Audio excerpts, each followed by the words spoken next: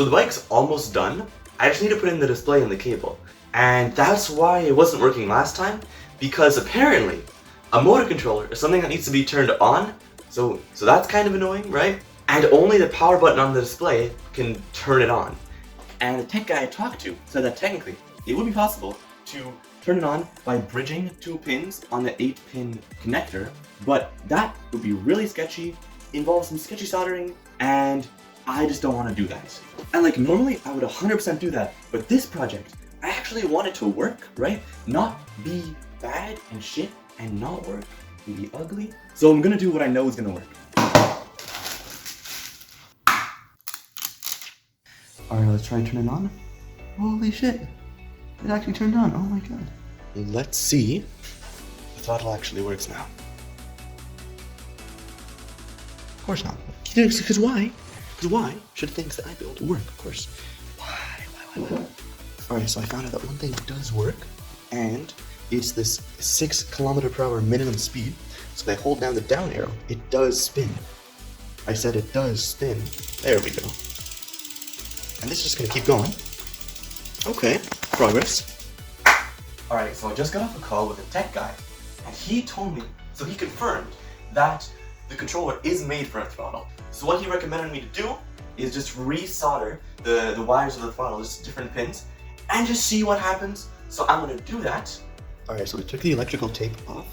First of all, you can see that I did an actually good soldering job, but whatever. So what I'm gonna do now is I'm gonna put black with yellow and this black with green.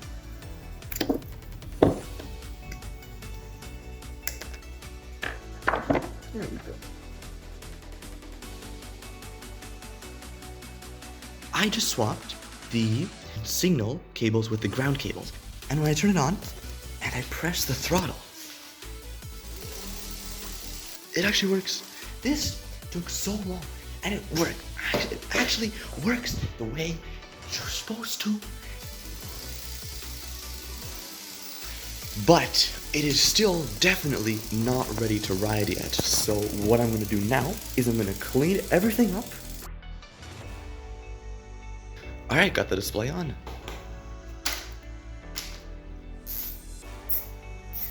Alright, up here the cables are relatively clean, and now I have to work on this mess of an area. But before that, I want to get a lid for the controller, because even though it's waterproof, I don't really want to have water constantly going through here. So I'm going to 3D print a lid.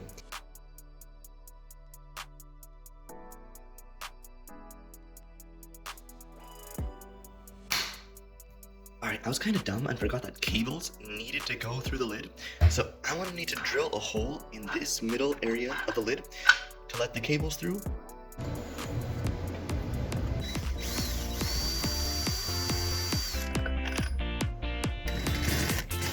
Alright, in case you thought this was planned, it's really not. I'm just drilling a hole in this area that I want to remove, then I'm going to X-Acto knife the rest. Alright, it turned out really bad, but it should still be okay.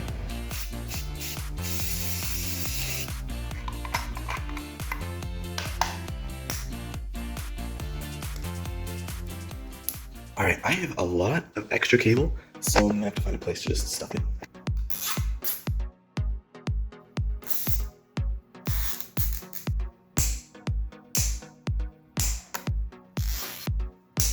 Kinda suck at cable management, but you can barely see the wires though, right? Alright, now everything's wired up, it's all cleaned up. Maybe not clean, but it's managed. Alright, I'm also doing a couple things to make this bike not attractive to people who want to steal it, right? So first of all, I've got metal zip ties on the controller box. Of course, everything else is zip tied. Second of all, I'm gonna be taking this battery inside wherever I go with me. And also, I'm using multiple locks to lock it up. So this chain lock I got is gonna go in between the rear wheel and the frame. The rear wheel is the valuable thing. And I have another cable lock that's gonna go just from the frame to whatever I'm locking it to, right? And also, it looks like trash. This looks like if anyone's gonna take it, it's gonna be the garbage man, okay? Alright, to make it even more secure, I added some black sealant to the screws on the display so that you can't really just screw it off and just pop it off and take it. And now, I'm going to seal off the controller in the box against water with some silicone. Alright, looks okay.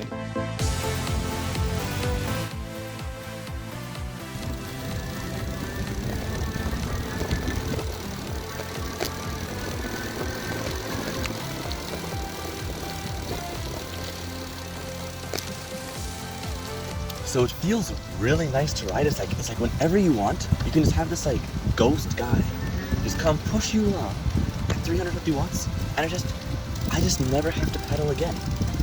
Man, I just don't really know what else to say. It's just sick. It just pushes you along whenever you need it, and it sounds cool too. So the other bikes that you can buy just pre-made, like a lot of them only have pedal assist, which kind of sucks because you have to pedal all the time to go forward, and sometimes you just don't really want to do that, you know? So throttle is really nice. So the bike tops out at 35 kilometers an hour-ish and has a range of around 30 kilometers.